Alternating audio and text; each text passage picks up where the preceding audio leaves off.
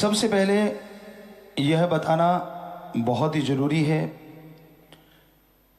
कि ओम हरि अल्लाह वाहिगुरु राम सबका दाता है। हर किसी में वो रहता है, कोई जगह उससे खाली नहीं है। यहाँ तक निगाह जाती है वो है, और निगाह नहीं जाती वहाँ भी वो रहता है। जब आप ये सोचते हैं कि नहीं मुझे कोई नहीं देख रहा और आप कोई गलत कर्म करते हैं, यकीन मानो ना मानो आपकी मर्जी, एक होता है जो हर जगह हर समय हर पल देखता है, और वो है ओम हरि अल्लाह वाहिगुरु राम। ये तो मत सोचो कि वो जानता नहीं, और ये भी मत सोचो कि आप उससे कुछ छुपा पाएंगे, क्योंकि वो परम पिता परमात्मा कण कण में है, जर्रे जर्रे में है, आपके अंदर है। जब वो आपके अंदर ही रहता है तो फिर तो आपके हर विचार, हर सोच, हर कर्म, आपकी हर नियत को पहचानता है। इसलिए कभी ये मत कहो कि वो मुझे देख नहीं रहा, और कोशिश करो बुराई का संग कभी ना करो। कोई निंदा करता है, चुगली करता है, किसी को गालियां देता है, किसी को बुरा बोलता है, तो आप कन्नी कतरा जाओ। हमारा रास्ता प्यार मोहब्बत का, बेगर्ज मोहब्बत करो, बेगर्ज प्यार करो, ये रास्ता है। इसलिए कौन क्या कहता है, क्या लेना, हमने क्या करना है, ये ध्यान देना जरूरी है। तो हमारा यही कर्तव्य, यही फर्ज बनता है कि हम ओम हरि अल्लाह वाहिगुरु राम का नाम जपते रहें और उसकी बनाई सृष्टि की सेवा में जितना संभव हो तन मन धन से सहयोग करते रहें। आदमी का दिमाग विचारों का भंडार है, तरह तरह के विचार चलते रहते हैं। विचार शून्य दिमाग सिर्फ उनका होता है जिनके कोई प्रेशर पड़ जाए, या यूं कह रहे थे कि दिमाग से पैदल हो जाए, दूसरे शब्दों में दिमागी बीमारी हो जाए। वो भी बिल्कुल शून्य नहीं होता, उसमें भी विचार, लेकिन उल्टे विचार, गलत विचार ज्यादा चलते हैं, ना समझी के विचार ज्यादा चलते हैं। तो विचार शून्य नहीं होता। क्या ऐसा पॉसिबल है कि माइंड विचार शून्य हो जाए, कि विचार कुछ देर के लिए स्टॉप हो जाए, रुक जाए? जी हां, ऐसा संभव है। हमारे सभी धर्मों के पवित्र ग्रंथों में लिखा है, पवित्र वेदों में लिखा है कि अगर आप ओम हरि अल्लाह वाहिगुरु राम का नाम जपेंगे, जब आप समाधि में जाएंगे, आपका ध्यान दोनों आंखों के बीच, नाक के ऊपर, ललाट, माथे की ये जगह पे जब जाएगा, तो आप एक तरह से पूरे शरीर में से रूह को समेट के यहां लेके आते हैं।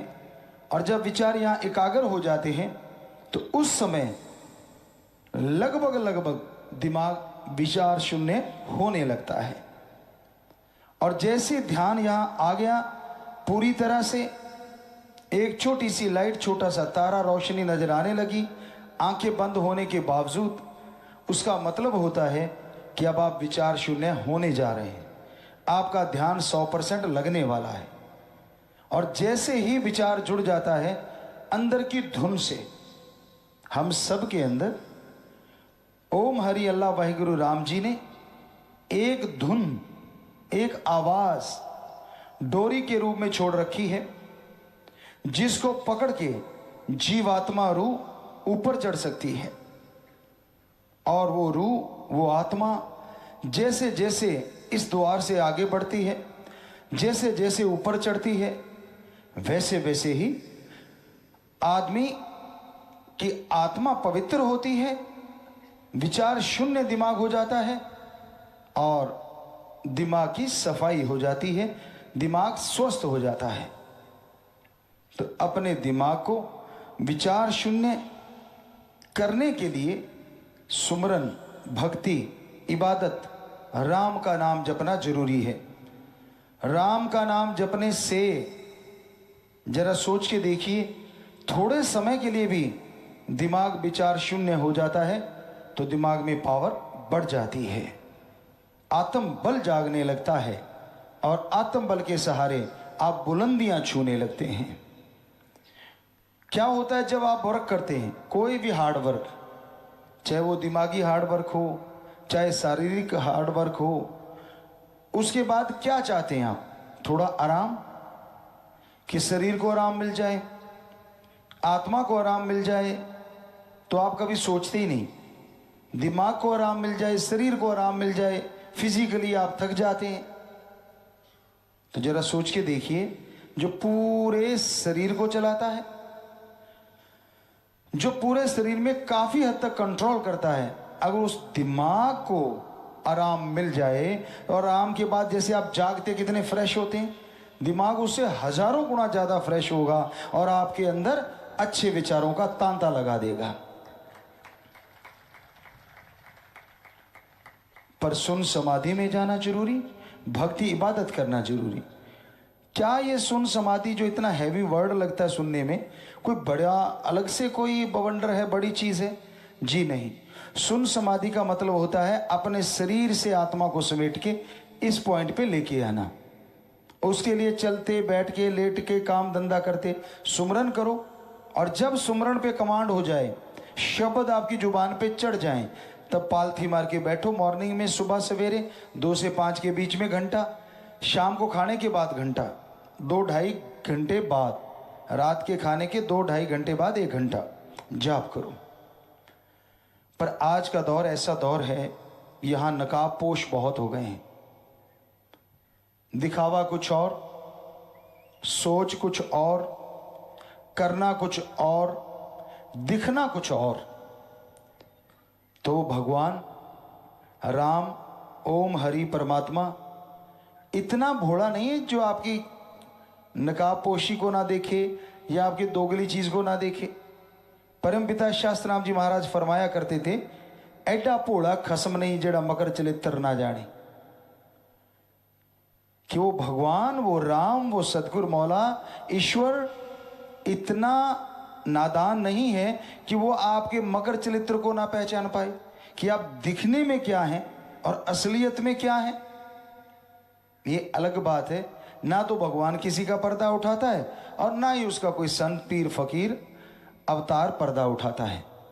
लेकिन जैसे कर्म करोगे, आज नहीं तो कल सामने आएंगे और भरने पड़ेंगे।